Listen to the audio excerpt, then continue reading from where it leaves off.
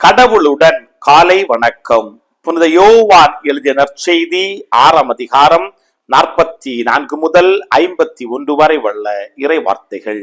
அக்காலத்தில் இயேசு யூதர்களை பார்த்து கூறியது, என்னை அனுப்பிய தந்தை ஈர்த்தாலொழிய எவரும் என்னிடம் வர இயலாது.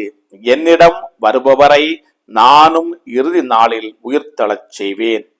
கடவுள் தாமே அனைவருக்கும் கற்றுத்தருவார் என இறைவாக்கு நூல்களில் எழுதியுள்ளது.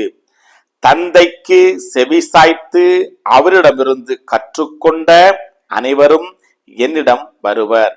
கடவுள் தாமே கற்றுத்தருபவர் என்பதிலிருந்து தந்தையை எவராவது கண்டுள்ளார் என்று பொருள் கொள்ளக்கூடாது.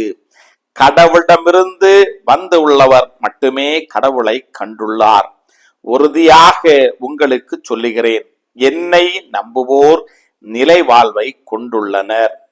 வாழ்வு தரும் உணவு நானே. உங்கள் முன்னோர் பாலை நிலத்தில் மன்னாவை உண்டபோதிலும் இறந்தனர்.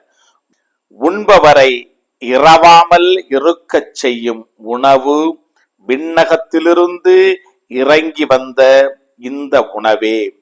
விண்ணகத்திலிருந்து இறங்கி வந்த வாழ்வு தரும் உணவு நானே.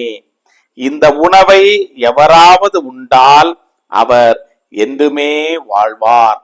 எனது சதையை உணவாக கொடுக்கிறேன். அதை உலகு வாழ்வதற்காகவே கொடுக்கிறேன். கிறிஸ்துவின் நற்செய்தி. இந்த நாள் இனிய நாளாக அமைய வாழ்த்துக்கள். பல பல புதுமைகள், பெருமைகள், இனிமைகள் இறங்கிய நல்ல நாள், ஒரு நல்ல நாள், நம் தேவன் தந்த நாள். இது நல்ல நாள், ஒரு நல்ல நாள், நம் தேவன் தந்த